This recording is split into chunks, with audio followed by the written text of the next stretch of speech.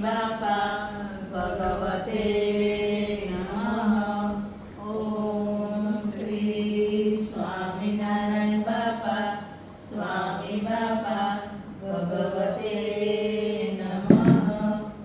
ઓમ શ્રી સ્વામિનારાયણ બાપા સ્વામી બાપા ભગવતે નમઃ. ઘનશ્યામ મહારાજની જય. સ્વામિનારાયણ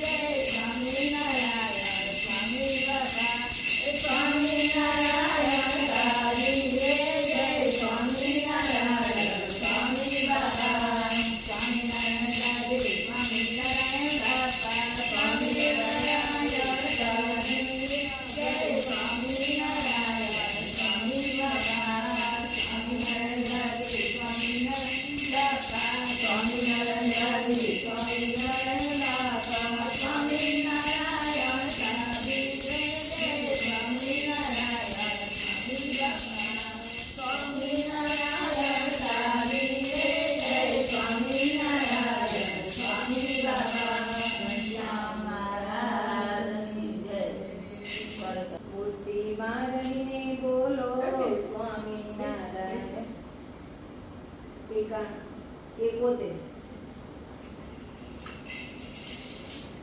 સુપરમાં મસ્ત બનીને સ્વામી બાપા મસ્ત બનીને સ્વામિનારાયણ બોલો બોલો રે બોલો સ્વામિનારાયણ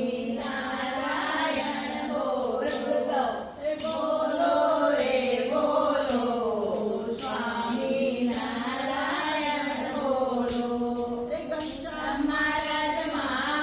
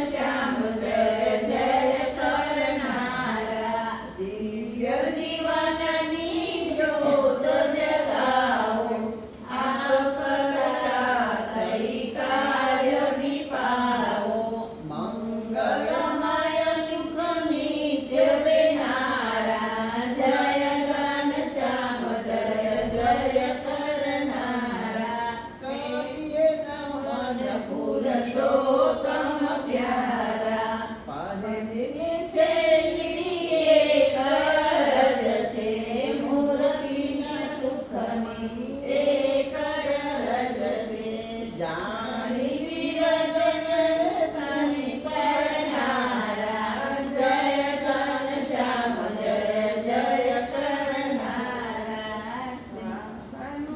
સર્વરે પ્રણામ કરીને પુષ્પાંજલિ તવ ચરણે ધરીને સુખ આપો જાણી સેવક તમારા જય ઘનશ્યામ જય જય કરનારા જય મન પુરુષોત્તમ પ્યારા જય ઘનશ્યામ જય જય કરનારા મન પુરુષોત્તમ પ્યારા જય ઘનશ્યામ જય જય કરનારા ઘનશ્યામ મહારાજની પૂરી ગલી મૂર્તિ તારી મૂર્તિ દીદી દયાળુ ઘનશ્યામ રે સીધી દયાળુ ઘનશ્યામ રે સુખથી ભરેલી ભરી મૂર્તિ હરતાને ફરતા દેખુતારી મૂર્તિ હરતાને ફરતા દેખુતારી મૂર્તિ સર્વે તે રામ સુખધામ રે સર્વે તે રામ સુખધામ રે મુખથી ભરેલી ભરી મૂર્તિ જીવવાની મૂર્તિ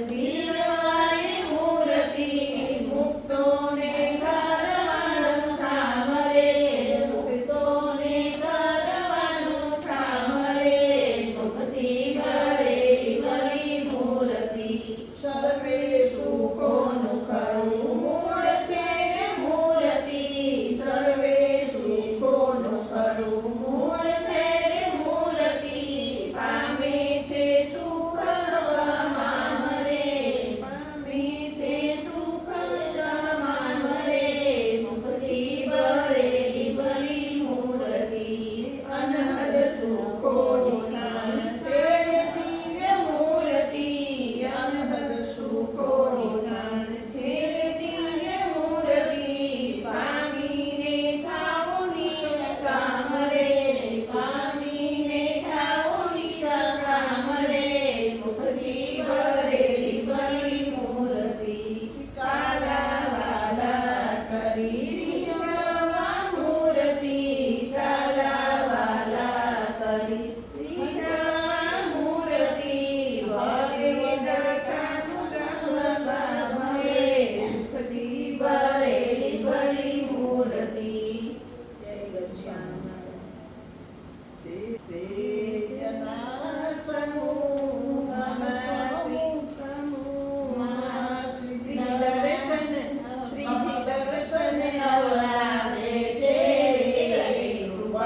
જીવને મૂર્તિમાં રાખી મુક્ત બનાવી કે છે જના સમૂહમાં શ્રીજી દર્શન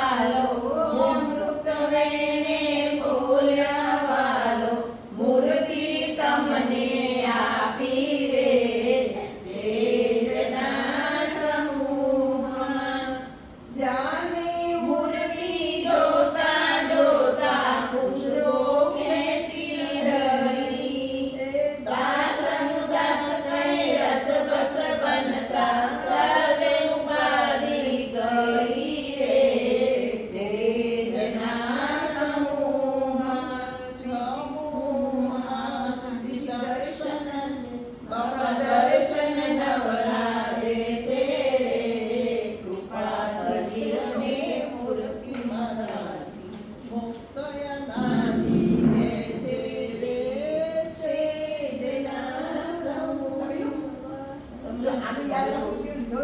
હ અંબો હ અંબો મિકોજા છ જ લીધા છે પરત તેજમાં અંગ્ય પેલા શું કહે અંગ્ય અંબન અને પછી ભાન એટલે ફ અંબો ને ફ અંભા મિકોજા મીઠા મુદ્રા કોમળ અને જા એટલે છ જ આપણે આટલું યાદ રાખીએ ને આપણને આખું કીર્તન ક્રમશઃ યાદ રહી જાય અને યાદ રાખવાની આ સદામાં સહેલી રીત છે બધા આવડી જશે હવે અંદર બધું આવડે પણ ક્યારેક કંઈક મૂકી પડી આપણે ખ્યાલ ના આવતો આનાથી આવી જાય તે તો માથી માથી ફેરવી માળા હારે તે તો માથી ફેરવી માળા હારે ના રતઈ ગયા છે પાળા રે તને ક્યાંથી મળે શ્રી ઘનશ્યામો હારે તે તો માથી ફેરવી માળા હારે ના રતઈ ગયા છે પાળા રે તને ક્યાંથી મળે શ્રી ઘનશ્યામ હારે તે તો અમરો ને રમરો રોપ્યો હારે તે તો અમરો ને રમરો રોપ્યો હારે તે તો ના રોપ્યો તુલસીનો પ્યારો રે તને ક્યાંથી મળે શ્રી ઘનશ્યામ હારે તે ના રોપ્યો તુલસીનો પ્યારો રે તને ક્યાંથી મળે શ્રી ઘનશ્યામ હારે તે તો સારું સંતોની સેવા કરી હારે તે તો સારું સંતોની સેવા કરી હારે તે તો ના કરી મા બાપની સેવા રે તને ક્યાંથી મળે શ્રી ઘનશ્યામ હારે તે તો મા કરી મા બાપની સેવા રે તને ક્યાંથી મળે શ્રી ઘનશ્યામ હારે તે તો સાધુ સંતોને જમાડ્યા હારે તે તો સાધુ સંતોને જમાડ્યા હારે તે તો પીતા દાદા તારા ભાણે જરે તને ક્યાંથી મળે શ્રી ઘનશ્યામ હારે તે તો પીતા દાદા તારા ભાણે જરે તને ક્યાંથી મળે શ્રી ઘનશ્યામ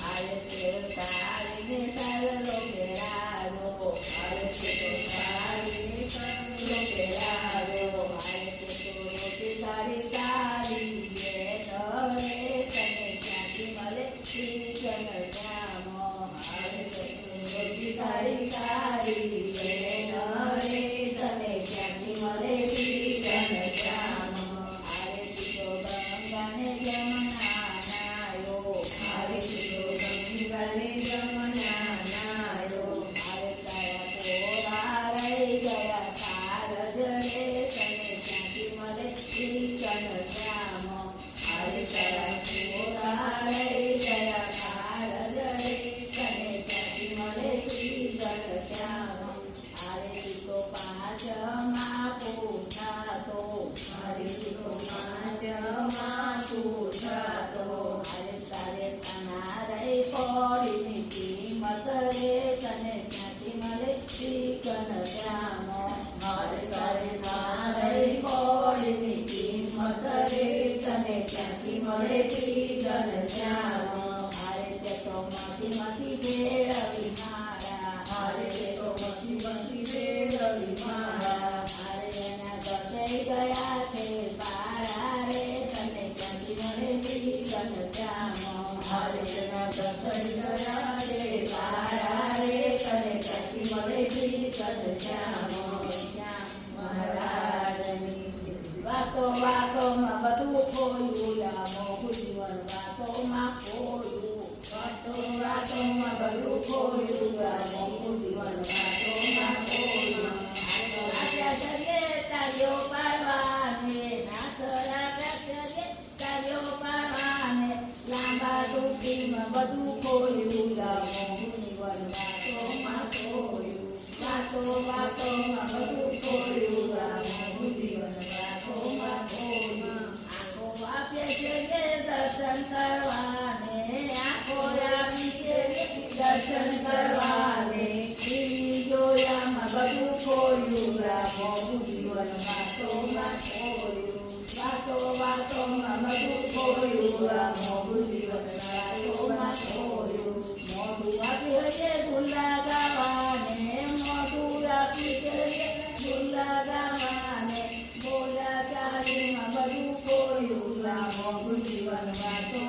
ખોયું વાતો વાતોમાં બધું ખોયું આ મોંઘું જીવન વાતોમાં ખોયું કાનો હાથે કથા સાંભળવા કાનો હાથે કથા સાંભળવા હરિભગું સાંભળવામાં બધું ખોયું આ મોંઘું જીવન વાતોમાં ખોયું વાતો વાતોમાં બધું ખોયું આ મોંઘું જીવન વાતોમાં ખોયું પગલાંચે યાત્રા કરવાને પગલાંચે યાત્રા કરવાને આગા પાછળમાં બધું ખોયું આ મોંઘું જીવન વાતોમાં ખોયું વાતો વાતોમાં બધું ખોયું આ મોંઘું જીવન વાતોમાં ખોયું સંધ્યા મહારાજની જય પગલે શ્વાસો શ્વાસે સમરે શ્રી હરિજી ડગલે પગલે શ્વાસો શ્વાસે સમરે શ્રી હરિજી સ્વામિનારાયણ સ્વામિનારાયણ મંત્ર રટે મુખે શ્રીજી ડગલે પગલે શ્વાસો શ્વાસે સમરે શ્રી હરિજી એ ભક્તિ અર્પ્યું છે પ્રભુજી તન મન ધન તો આપને એ ભક્તિ અર્પ્યું છે પ્રભુજી તન મન ધન તો આપને ચિંતા તેની દૂર કરીને ટાળો તેના પાપને ચિંતા તેની દૂર કરીને ટાળો તેના પાપને મહેનત કરી સમજી ખાઓ હવે તો ખૂબ રાજીને ડગલે પગલે શ્વાસો શ્વાસે સમરે શ્રી હરિજી નિર્દોષ નિર્ગુણ ભક્તે કીધું રાજી કરવા કાજને નિર્દોષ નિર્ગુણ ભક્તે કીધું રાજી કરવા કાજને ખબર નહીં એને તો પ્રભુ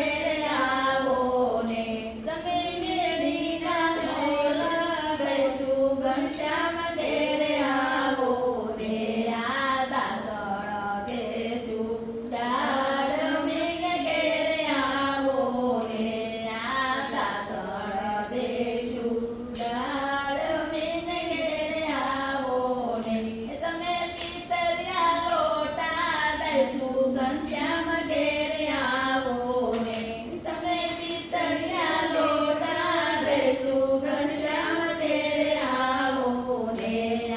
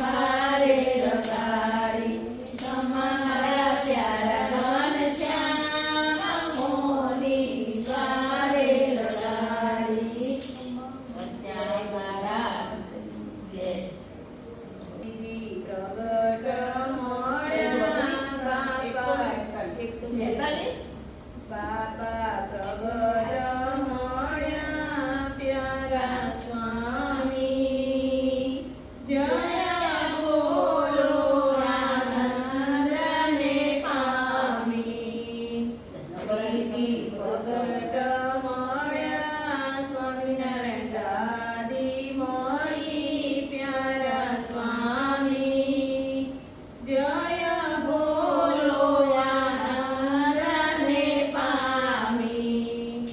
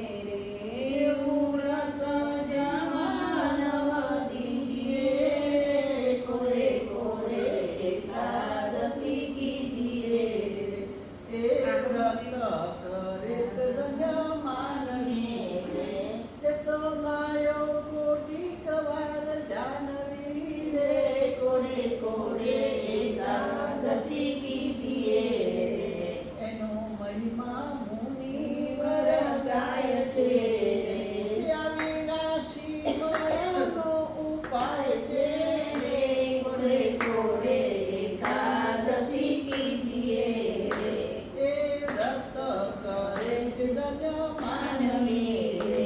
જતો નાયો મોટી વાર જાય છે.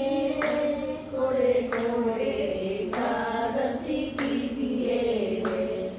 કમાનંદ કે હરિ રહ્યા વસી કીધી ઉત્સવ પ્રમાણે એકાદશી રે.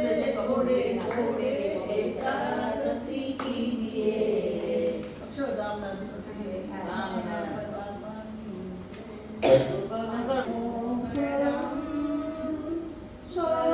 સર્વસુંદરમ તિલકલાક્ષણમ ચંચલેક્ષણમ વિબુધવંદિતમ સ્વામિનાથ તે વપુરિહ સુનો નિત્યદર્શને વપુરિહ સુનો નિત્યદર્શને. સૌને ઉપસ્થિતપૂર્વક જય સ્વામિનારાયણ. આજે આપણે ગઢડા પ્રથમ પ્રકરણનું ચોથું વચન કરીશું. સ્વામિનારાયણ હરે, સ્વામિનારાયણ હરે. સંવત 1873 ના માગસર સુદ સાતમને દિવસ મંગળવાર તારીખ 23/11/1819 શ્રીજી મહારાજ શ્રી ગઢડા મધ્યે દાદા ખાચરના દરબારમાં બિરાજમાન હતા અને સર્વે શ્વેત વસ્ત્ર ધારણ કર્યા હતા અને પોતાના મુખારની આગળ સાધુ તથા દેશ દેશના હરિભક્તની સભા ભરાઈને બેઠી હતી. પછી શ્રીજી મહારાજ બોલ્યા છે, ભગવાનના ભક્તને પરસ્પર ઈર્ષા ન કરવી. શું કીધું? ભગવાનના ભક્તને પરસ્પર ઈર્ષા ન કરવી. ત્યારે આનંદાનંદ સ્વામી બોલ્યા છે, હે મહારાજ, ઈર્ષા તો રહે છે. ત્યારે શ્રીજી મહારાજ બોલ્યા છે, ઈર્ષા કરવી તો નારદના જેવી કરવી. કોના જેવી કરવી? નારદના જેવી કરવી. જે એક સમયને વિશે નારદજી અને તુમ્રુ બે વૈકુંઠને વિશે લક્ષ્મીનારાયણના દર્શન કરવા ગયા. તે લક્ષ્મીનારાયણ આગળ તુમ્રુએ ગાન કર્યું. તેણે કરીને લક્ષ્મીજી અને નારાયણ એ બે પ્રસન્ન થયા. બે પ્રસન્ન થઈને તુમ્રુને પોતાના વસ્ત્ર આભૂષણ આપ્યા. ત્યારે નારદજીને તુમ્રુ ઉપર વિશ્વાસ આવી જે હું તુમ્રુના જેવું ગાન વિદ્યા શીખું ને ભગવાનને પ્રસન્ન કરું. પછી નારદજી ગાન વિદ્યા શીખતા હવા અને ભગવાન આગળ ગાતા હવા. ત્યારે ભગવાને કહ્યું છે, તમને તુમ્રુ જેવું ગાતા નથી આવડતું. પછી વળી શિવ પર તપ કરીને શિવ થકી વર પામીને ગાન વિદ્યા શીખીને ભગવાન આગળ ગાતા હવા. તો પણ ભગવાન એની ગાન વિદ્યા ઉપર પ્રસન્ન ન થયા. એવી રીતે 7 મન્વંતર, કેટલા? 7 મન્વંતર સુધી ગાન વિદ્યા શીખ્યા ને ભગવાન આગળ ગાયા. તો પણ ભગવાન પ્રસન્ન ન થયા. પછી તુમ્રુ પાસે ગાન વિદ્યા શીખ્યા ને રૂક્ષ્મણી આદિ અષ્ટપટાણીઓ પાસે શીખ્યા ને કૃષ્ણ ભગવાન આગળ દ્વારિકામાં ગાતા હવા. ત્યારે કૃષ્ણ ભગવાન પ્રસન્ન થયા અને પોતાના વસ્ત્ર અલંકાર નારદજીને આપ્યા. ત્યારે નારદજીએ તુમ્રુ સાથે ઈર્ષા મેળવી. માટે ઈર્ષા કરવી તો એવી કરવી જે જેની ઉપર ઈર્ષા હોય તેના જેવા ગુણોને ગ્રહણ કરવા ને પોતાના અવગુણને ત્યાગ કરવા ને તેવું ન થવાય ને જે ઈર્ષાએ કરીને ભગવાનના ભક્તનો દોષ થાય તેવી ઈચ્છા તો ભગવાનના ભક્તને સર્વ પ્રકારે ત્યાગ કરવો.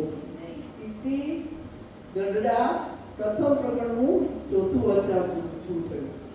અહીંયા મહારાજે સરસ મજાની વાત કરી છે કે ભગવાનના ભક્તે પરસ્પર ઈર્ષા કરવી. કેવી ઈર્ષા થાય? કોઈને ભગવાન હાર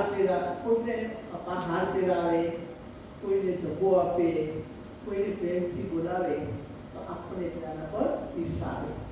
એમ થાય કે જો પેલાને હાર પહેરાયો, જો પેલાને ભગવાને બોલાયો, તો આ કેમ બોલાયો? પેલા તો હું એને લાયક કેમ ન થયો? જે પોતાની જાતને એ વસ્તુને લાયક બનાવતી છે. જો નારદજીએ કેટલા 7 મન્વંતર, કેટલા 7 મન્વંતર સુધી પ્રયત્ન કર્યો, મૂકી નથી. આપણે તો જો એક વખત બાપાનો બોલાવે ત્યાં તો બધું છે ને એવું ચાલે એમ કે આપણે મૂકી દઈએ, પણ એવું નહીં. આપણે એને લાયક બનીએ તો એ વસ્તુ મળે. કોઈ વસ્તુ લાયકાત વગર મળે ખરી? ન મળે. અને લાયકાત ન હોય એટલે આપણે માગીએ તો મળે? ના મળે. તો લાયક થવા માટે થઈને પ્રયત્ન કરવો પડે, સતત પ્રયત્ન કરવો જોઈએ. કે પ્રફુલ્લાબેન શું સરસ આવીને આ બધું ગોઠવે છે, સરસ કામ કરે છે, તો મારે પણ એવું કરવું છે. એની ઈચ્છા નહીં કરવાની, એનું શું કરવાનું? મારે પણ એવું કરવું જોઈએ. એટલે કે સારું કામ, જો મંદિરની અંદર કોઈ સારું કામ કરતું હોય તો આપણે એનાથી પણ વધારે સારું ચડિયાતું કામ કરવા પ્રયત્ન કરવાનો, પણ એની ઈચ્છા કરવાની નહીં. નારદજીને તુમ્રુની ઈચ્છા થઈ. કેમ ઈચ્છા થઈ? કે નારાયણ અને લક્ષ્મી બંને પ્રસન્ન થયા અને એને આભૂષણ આપ્યા, વસ્ત્રો આપ્યા. મને પડી તો પ્રયત્ન કર્યો તો ન મેળ પડ્યો. પછી શું કર્યું? આપણે શિવજીને પસંદ કર્યા અને શિવજીને પસંદ કરીને ગાને જ્યાં શીખ્યા તો પણ મેળ ન પડ્યો. ક્યારે મેળ પડ્યો? જેના ઉપર ઈચ્છા હતી એની પાસે શીખ્યા એટલે શું બન્યા? નિર્માની બન્યા. શું બન્યા? નિર્માની. આપણને જો કોઈ સરસ મજાની રસોઈ કરી અને ભગવાનને ઠાકોરજીના થાળ જમાડતા હોય અને બાપા વારંવાર એના વખાણ કરે, આહા હા એમની પાણીપુરી એ તો કેવા સરસ બનાવે છે, થેપલા, આવા જો વખાણ કરે ને આપણે પણ જો પ્રસાદ દઈ આવીએ અને આપણા પ્રસાદના વખાણ ન થાય, આપણે ફરીથી દઈએ તોય વખાણ ન થાય, બીજી વખત દઈએ તોય વખાણ ન થાય, ત્રીજી વખત દઈએ તોય વખાણ ન થાય, ત્યારે આપણે સમજી લેવાનું કે આપણે બનાવવાની રીતમાં કઈ ખામી છે. તો પછી શું કરવું પડે? જે બનાવતું હોય એની પાસે જઈને શીખવું પડે. જે બનાવતું હોય એની પાસે જઈને શીખવું પડે. અને શીખીએ અને છતાં ન વખાણે તો બાપાને કહે, બાપા મારી ક્યાં કસર છે? નિર્માની થવાનું છે. શું થવાનું છે? નિર્માની. નિર્માની થઈએ તો ભગવાન આપણી સેવા સ્વીકારે. નિર્માની ન થઈએ તો આપણી સેવા ભગવાન સ્વીકારતા નથી. આ કોણે શીખવાડ્યું? આટલું બધું શિવજી પાસે ગયા તો પણ એમને ભગવાને ન શીખવાડ્યું. તો જ્યારે ફરીથી ટુગરુ પાસે ગયા અને રૂક્ષ્મણી પાસે ગયા, રાણીઓ પાસે ગયા, પણ અષ્ટપટરાણીઓ પાસે ગયા તો અષ્ટપટરાણીએ કીધું કે હજી તારામાં માન છે, તારામાં માન છે. માન હોય ત્યાં સુધી ભગવાન એનું કશું સ્વીકારે નહીં. નિર્માની થવું પડે. ભગવાનની ભક્તિ કરવા માટે શું કરવું પડે? નિર્માની બનવું પડે. નિર્માની થાય, માન વગરનું થઈ જાય ત્યારે એની ભક્તિ સ્વીકારે. આપણે ઘણી વખત જોતા હોય છે કે વરઘોડો નીકળ્યો હોય તો લોકો કેવા મસ્તીથી પોતાનું માન મૂકીને ભક્તિ કરતા હોય છે. નરસિંહ મહેતાએ પોતાનું માન મૂકીને ભક્તિ કરી, મીરાબાઈએ પોતાનું માન મૂકીને ભક્તિ કરી, પોતાનું માન મૂકી દે.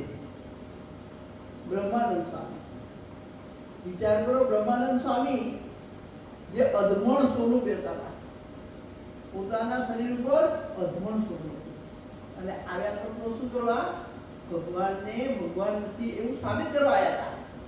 પણ જ્યારે ભગવાને કીધું કે જાઓ બાયોના જઈને સમજાયા આવો કે આ લગ્ન નથી કરતી તો લગ્ન કરે, અને ત્યારે પડદો રાખીને જીવબા લાડુબા સાથે ચર્ચા કરે છે અને આવ્યા પછી એ અજમણ સોનું ઉતારી અને નિર્માની બની જાય છે. ભગવાનના શરણે આવી જાય છે અને પહેલા શ્રીરંગદાસ અને પછી બ્રહ્માનંદ સ્વામી. આ ભગવાનને રાખી કરવાના. એણે લાડુબા જીવબા પાસે શું શીખ્યા? ભગવાન કરતા શીખ્યા. એના પર ઈર્ષા ન કરીશ, પણ શું કર્યું? ભગવાન કરતા. જો ઈર્ષા કરીએ તો કાંઈ ન મળે. ઈર્ષા કરીએ તો કંઈ ન મળે. જેમ કે ઈર્ષા માણસને પાડી દે, ઈર્ષા માણસને ધર્મમાંથી પાડી દે. વડોદરાની અંદર સભા જીતવાનું હતું, ત્યારે ભગવાને મુક્તાનંદ સ્વામીને કીધું કે તમે મુક્તાનંદ સ્વામી તો નવા હવે સભા જીતવા માટે જાય છે, તો કેમ નહીં જીતવાનું? તો કોણ હતું? ભગવાને. આપણે શું માત્ર ભગવાનની કચપુતળીઓ છીએ, આપણે બધા શું છે? ભગવાનની કચપુતળીઓ છે. એ બોલાવે એ બોલીએ. અત્યારે હું બોલતી નથી, મને જે એ બોલાવે છે એ બોલવું છે. એવી રીતે ત્યાં પણ સભા જીતીને આવ્યા અને એને ખૂબ માન આપ્યું, ખૂબ માન આપ્યું, ખૂબ માન આપ્યું. આ બધું માન જોઈને બધાએ માન પતાવી શકતા નથી. જ્યારે બીજાને માન મળે ત્યારે શું થાય?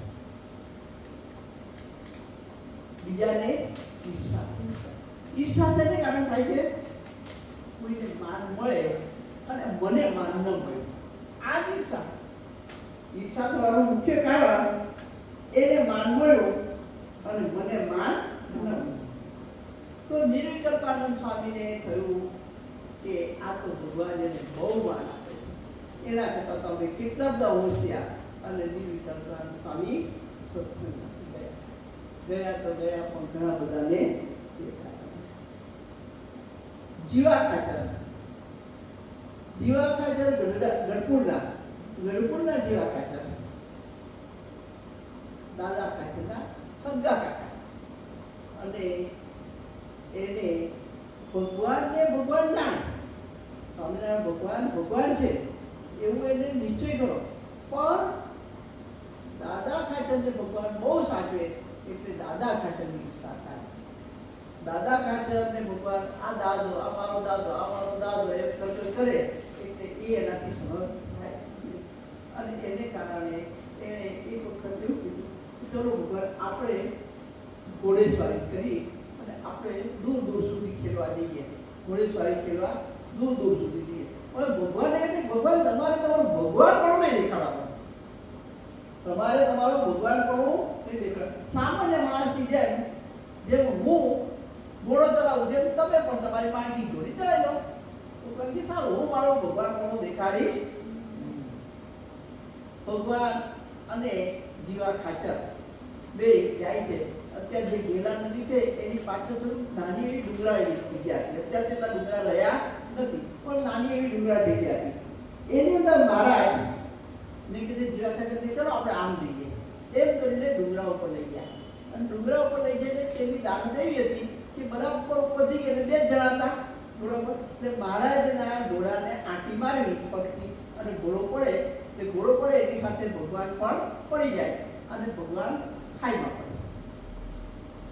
હવે એ સમયે લક્ષ્મીવાડીની અંદર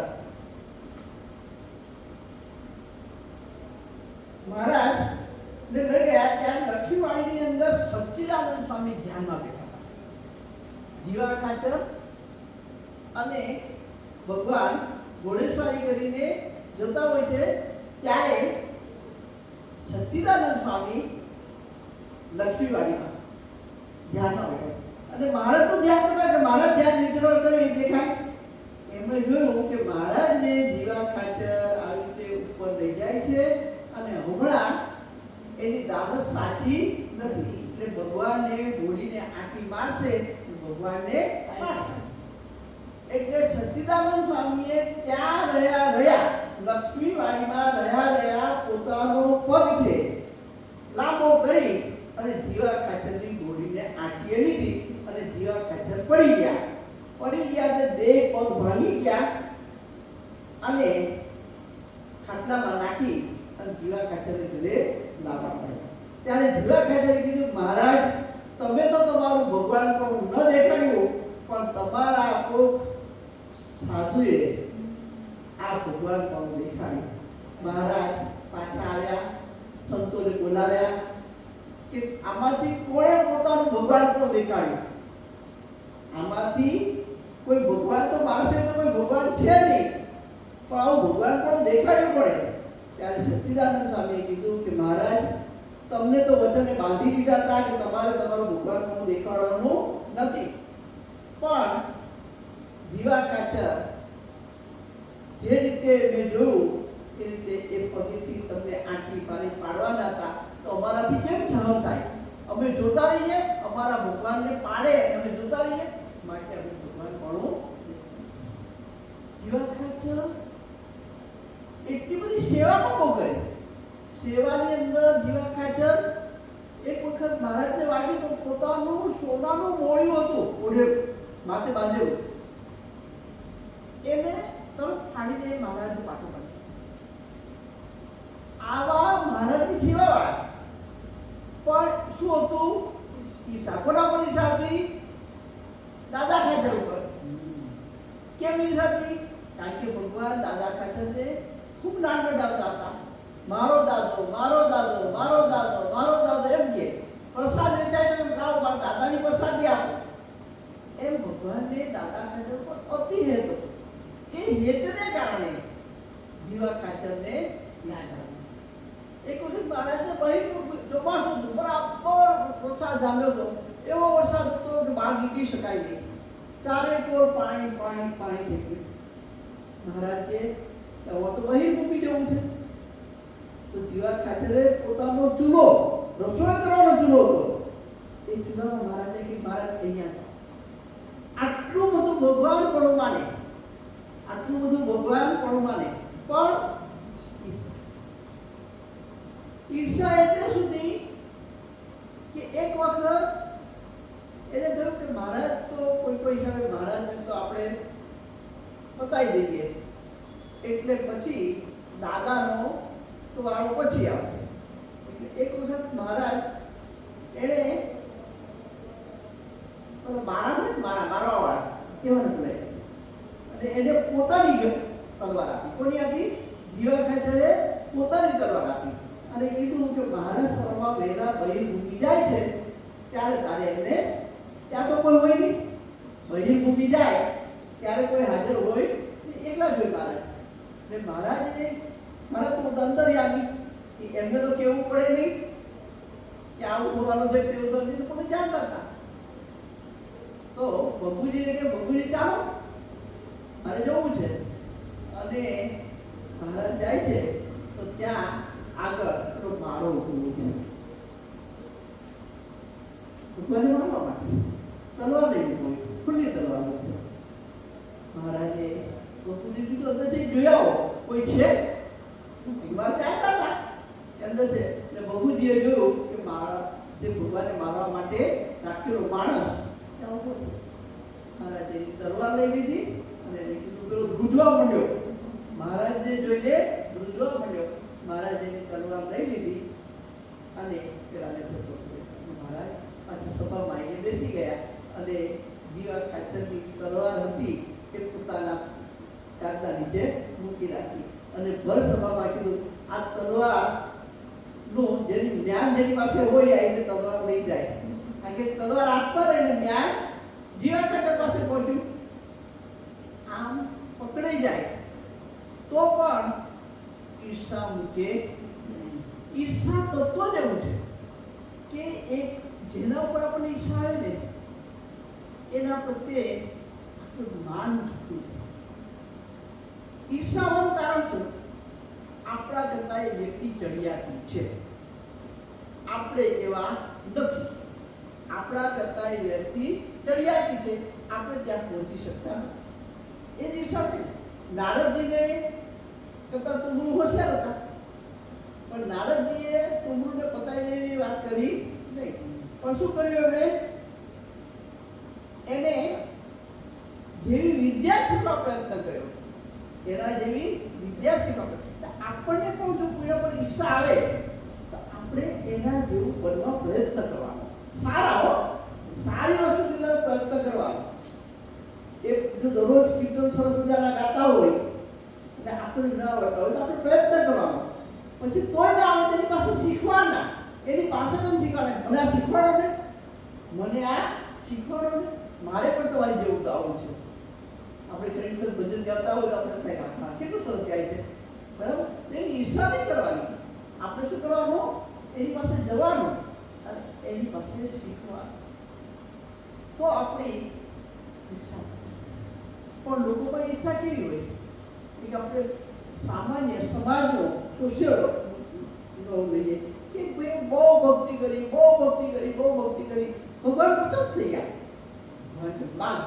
માગે તો આપો. તો મહારાજ ભગવાન કેવા એક શબ્દ છે કે તને આપીશ એના કરતા બમણું તારા પડોશીને આપીશ. આમ તો શું કહેવાય છે, પડોશી એ પહેલો શબ્દ.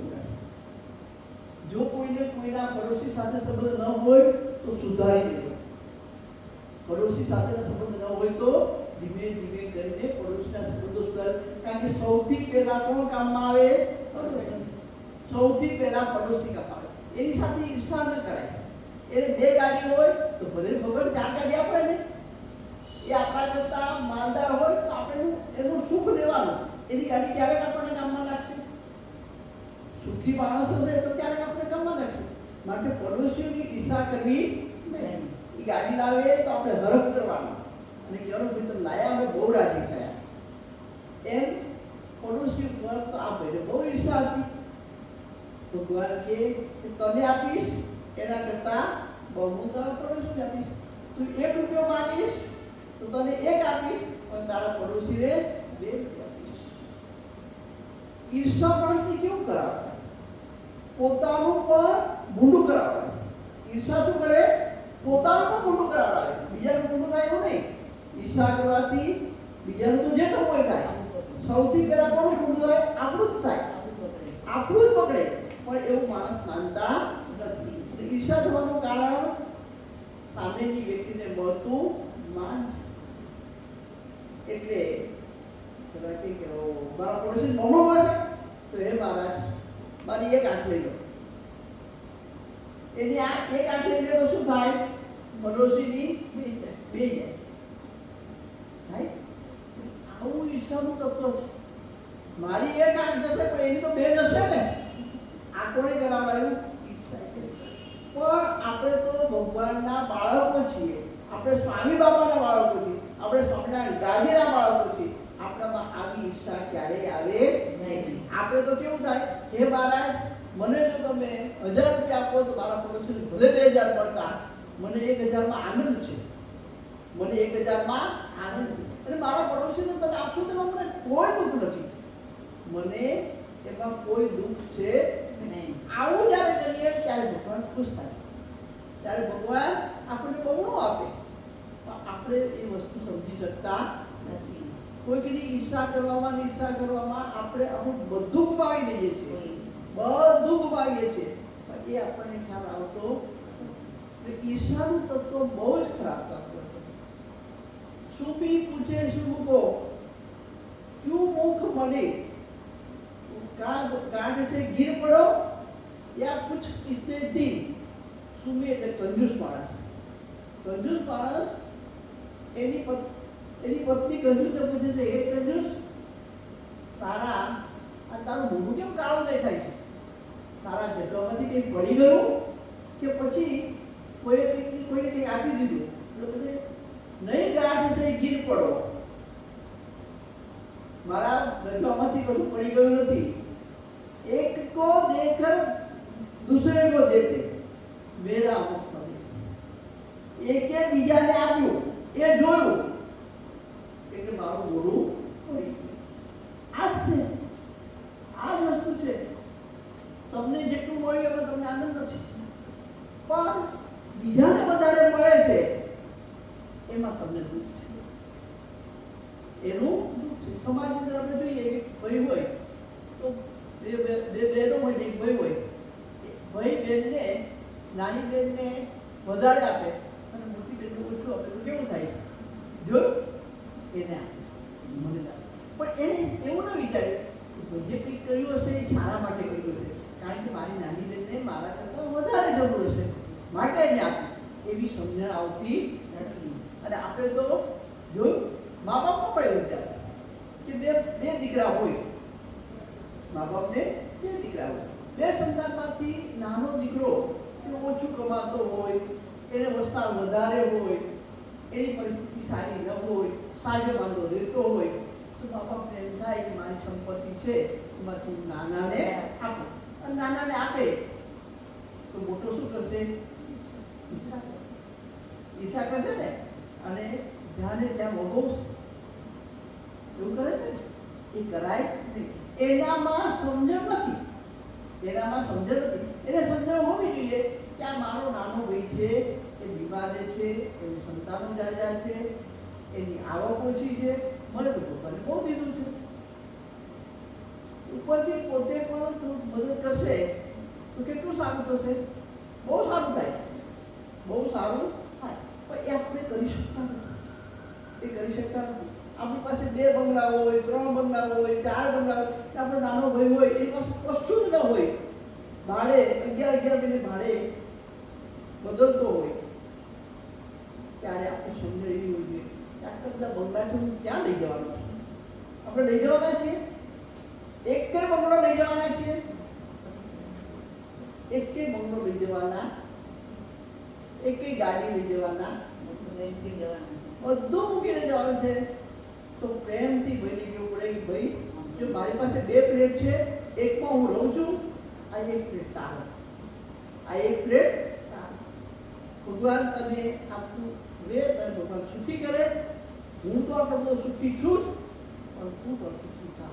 આવું જ્યારે કરે ને ત્યારે ભગવાન બહુ આપે. એનામાંથી આવતા જે રોગો હોય, જે મુશ્કેલીઓ હોય, એ બધી ટાળી દે. આપણે આવું સંસારમાં કરી શકતા નથી. જોજો તમે તમારા સગા વાલા સંબંધી બધામાં જોજો, એનું કારણ ઈર્ષા એટલી બધી ઈર્ષા છે કે જેની ઈર્ષાને કારણે આપણે કશું કરી શકીએ. સમાજની અંદર જો આ એક ઈર્ષાનું તત્વ નીકળી જાય તો ભગવાન કહે મેં તો એવી કર ચડાઈ કે આ સંસારમાં આવ્યા પછી એની આટી ઘૂંટીમાંથી કોઈ બહાર નીકળી શક્યું નથી. પણ કોણ નીકળી શકે? કે જેને સંતોનો સમાગમ હોય, સ્વામિનારાયણ ગાદીનો સમાગમ હોય, બાપાનો સમાગમ હોય, કથા વાર્તા કીર્તન ગવાતા હોય, ભગવાનની ભક્તિ થતી હોય, એનામાંથી ધીમે ધીમે ઈર્ષાનું તત્વ દૂર થતું થાય. એને બસ એક જ વસ્તુ થાય કે મારા બાપા રાજી કેવી રીતે થાય, મારા સામે ભગવાન કેવી રીતે રાજી થાય. મારા ભગવાનને ઈર્ષા ગમતી નથી તો મારે ઈર્ષા કરાય નહીં. ઈર્ષા તો બધામાં હોય. આપણે જો નાના બાળકોમાં જો બે બાળકો હોય, મોટું બાળક 5 વર્ષનું હોય અને બીજું બાળક નાનું આવે, તમે તેડજો એટલે પેલું મોટું બાળક કેટલી બધી ઈર્ષા કરે છે. તો આ બધું ઈર્ષાનું તત્વ ભગવાને મૂક્યું છે, પણ એ તત્વને આપણે શું કરવાનું છે? સમજીને દૂર કરવાનું છે. સમજણ વગર દૂર થાય જ્યારે આપણે સમજણ આપણામાં કહેવાય તો આપણે દૂર કરી શકીએ. આપણે અહીંયા જે કરીએ છીએ, જે કથા વાર્તા કરીએ છીએ, એનું કારણ એક જ છે કે આપણામાંથી આ જે કથા વાર્તા કરીએ એમાંથી આજે આપણે ઈર્ષા વિશે શીખ્યા. તો આપણે સતત યાદ રાખવાનું છે કે હું તો કોઈની ઈર્ષા કરતી નથી ને, મારાથી તો કોઈની ઈર્ષા થતી નથી ને, અને આપણા બાળકો તો કોઈની ઈર્ષા કરતા નથી ને. બાળકો કરતા હોય તો એને પણ આપણે સમજાવવા પડે.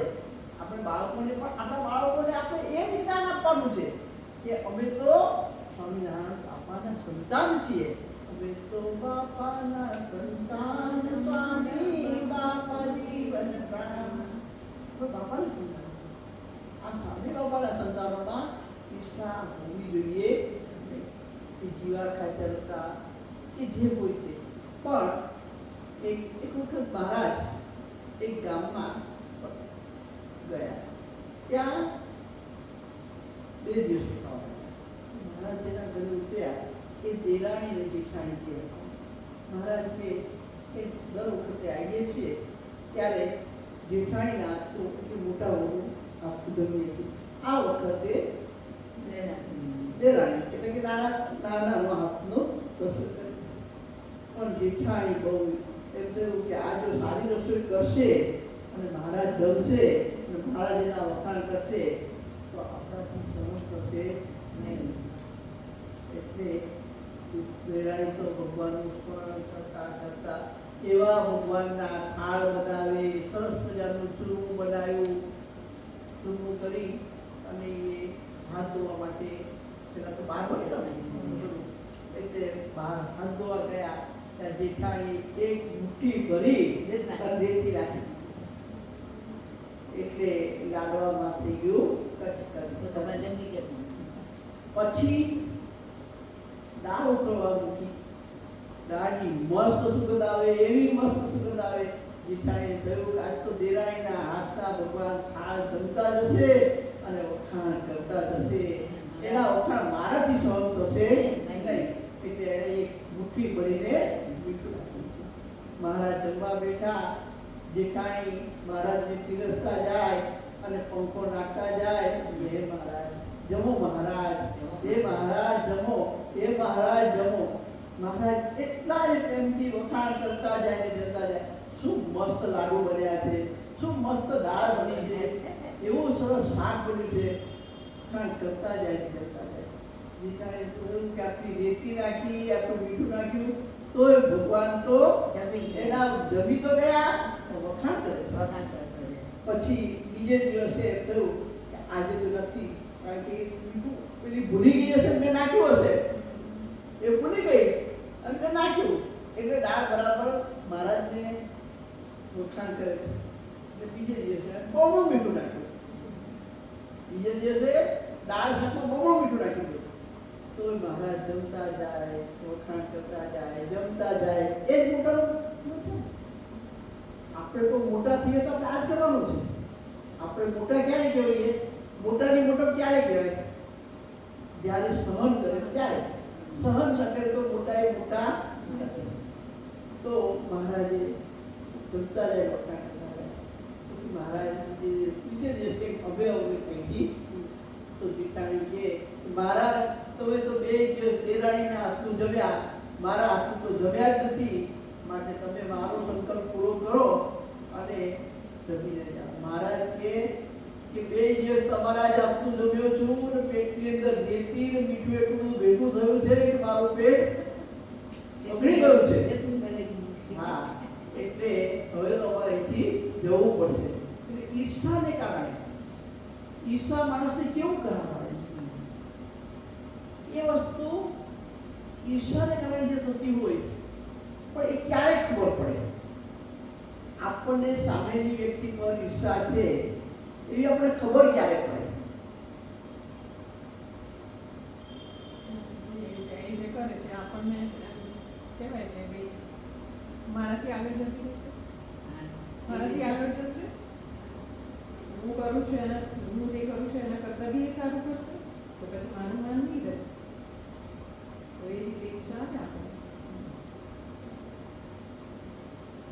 જેના પર ઈર્ષા હોય ને એનું ખરાબ થાય ને આપણને બહુ આનંદ આવે, બહુ આનંદ આવે. જ્યારે કોઈનું ખરાબ થાય અને આપણને આનંદ આવે ત્યારે માનવાનું કે આપણને એના પર ઈર્ષા થાય છે. પણ જ્યારે કોઈનું ખરાબ થતું હોય અને આપણને દુઃખ થાય,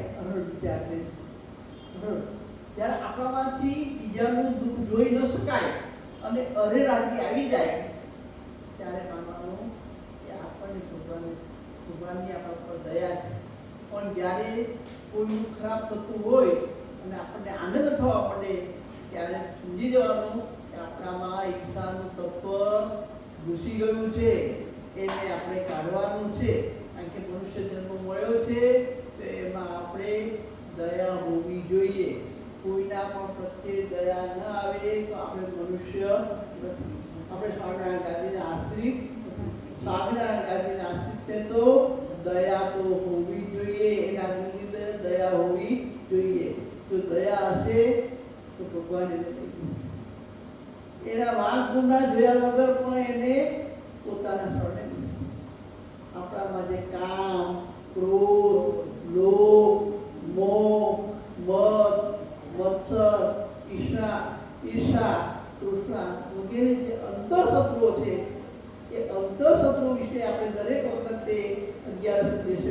જોઈએ છીએ કે આમાંના અંતઃશત્રુ માણસને કોઈ મારતું નથી, માણસને કોઈ મારી શકતું નથી. એનામાં રહેલા અંતઃશત્રુ જ એને પીડા આપે છે.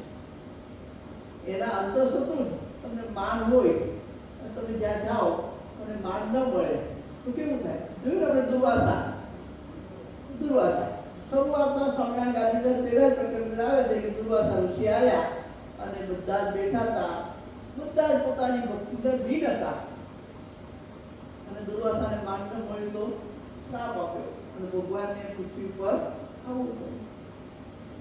આ જ છે. ભાઈને ત્યાં ગયા, ભાભીએ માન ના આપ્યું, પતી ગયો. એ તારું ઘર છે ભાઈ, ભાઈનું ઘર એ તારું ઘર છે, તું માને. કદાચ ભાભી એને ધ્યાન નહીં હોય અને ધારો કે ભાભીએ ના આપ્યું, કઈ નહીં, જે છે એ જ ભાભી છે. આપણે ગઈ વખત કીધું હતું ને, જે છે એ આ છે, એમાં તમે પરિવર્તન કરી શકવાના નથી. તો એ છે, તો આપણે એવું જ રહેવું ના, આપણે સુધરી ગયું તો આનંદ રહે. બે ભાઈ બહેન હશો, ચાર ભાઈ બહેન હશો, તે પછી એક ઓછા થવાના છો, હવે વધવાના નથી. તો જે છે એની સાથે જો પ્રેમથી રહીએ તો ભગવાન ભજવામાં આપણને આડખીડી આવે નહીં. નહીં તો જેટલી જગ્યાએ આપણે ગાંઠો બાંધતા જઈએ એટલી આખી સંબંધોમાં જ્યાં જ્યાં ગાંઠો બાંધીએ એ ગાંઠો આપણને પાછા ભગવાન ભજવામાં મુશ્કેલીઓ ઊભી કરે. માટે જે જતું કરે એ જીતે અને જે બાંધે એ ગાંઠ એને મુશ્કેલી પડે. આપણે અહીંયા આવીએ છીએ 11 દિવસે તો આપણા 5 થી 7 2 કલાક એ આપણા સફળ થવા જોઈએ, આપણા સફળ થવા જોઈએ. ગઈ વખત આપણે વિવેકની વાત કરી હતી, આ વખત આપણે ઈર્ષાની વાત કરી. વિવેક અવિવેક શું છે? સત્સંગમાં પણ વિવેક અવિવેકની વાત થાય. એવું સંસારમાં છે, ભક્તિમાં છે, એવું સમાજમાં પણ આપણો વિવેક અવિવેકની વાત આવે. એ જ રીતે ઈર્ષા સત્સંગ પ્રત્યે પણ થાય અને ઘરના પ્રત્યે પણ થાય. એ બધામાંથી મુક્તિ મેળવવી એના માટે આપણો ધર્મ છે. ભગવાને આપણને સ્વામિનારાયણ ગાંધી આશ્રિત શા માટે બનાવ્યા? કે આપણામાં રહેલી આ જે અવગુણો છે એ અવગુણોને દૂર કરવા બોલાયા છે. આપણામાં રહેલી જે કંઈ ખામીઓ છે એને દૂર કરી આપણને એના ધામમાં લઈ જવા છે, ધામમાં લઈ જવા છે. માટે જ આપણને અહીંયા બેસાડ્યા છે. રીતે આવા સર્વોપરી સ્વામિનારાયણ ભગવાનના આશ્રય બેસવું એ નાની સુધી વાત છે, નાની સુધી વાત છે. આ સર્વોપરી છે. આ સભા અત્યારે જે ભરાઈ છે, આપણે 4 નથી, આપણે 5 નથી. આ તો ભગવાન સ્વામિનારાયણની સભા છે. અહીંયા ભગવાન સાક્ષાત બિરાજમાન છે.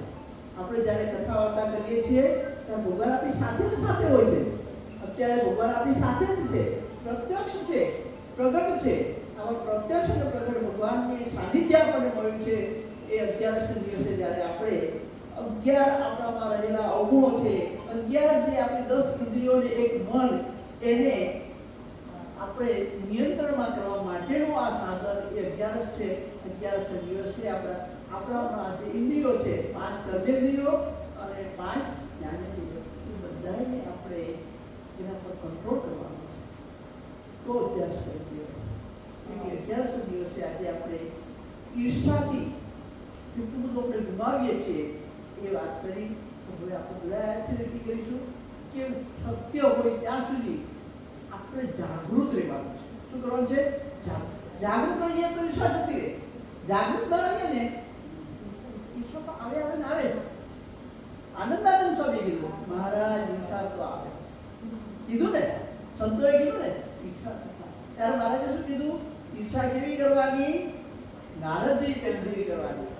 જેના ઉપર ઈર્ષા આવે એનાથી વધારે સારું આપણે જ્ઞાન મેળવવાનું અને એનાથી વધારે ભગવાનને રાજી કરવાના, ભગવાનને વધારે રાજી કરવાના.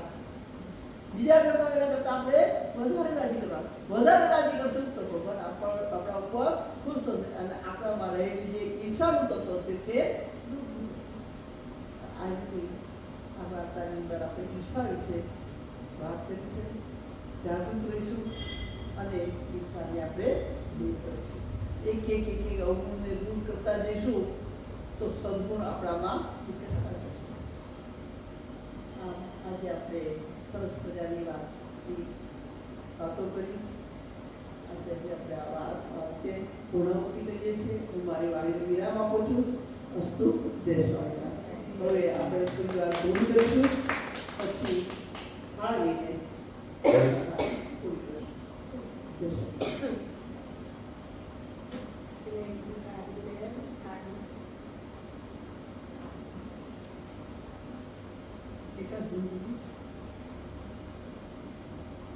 સ્વામિનારાયણ ગાદી સ્વામિનારાયણ બાપા સ્વામિનારાયણ ગાદી સ્વામિનારાયણ બાપા સ્વામિનારાયણ ગાદી સ્વામિનારાયણ બાપા સ્વામિનારાયણ ગાદી સ્વામિનારાયણ બાપા સ્વામિનારાયણ ગાદી સ્વામિનારાયણ બાપા સ્વામિનારાયણ ગાદી સ્વામિનારાયણ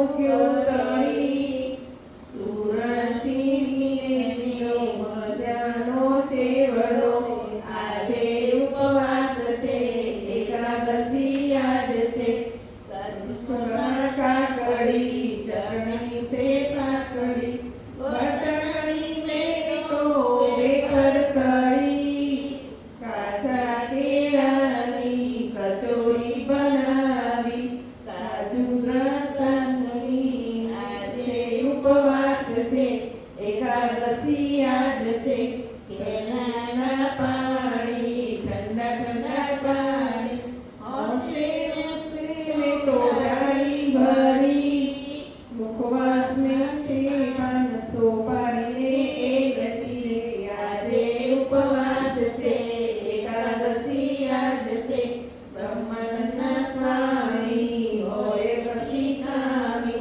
ખુશીથી માંગજો ફરી ફરી પાએ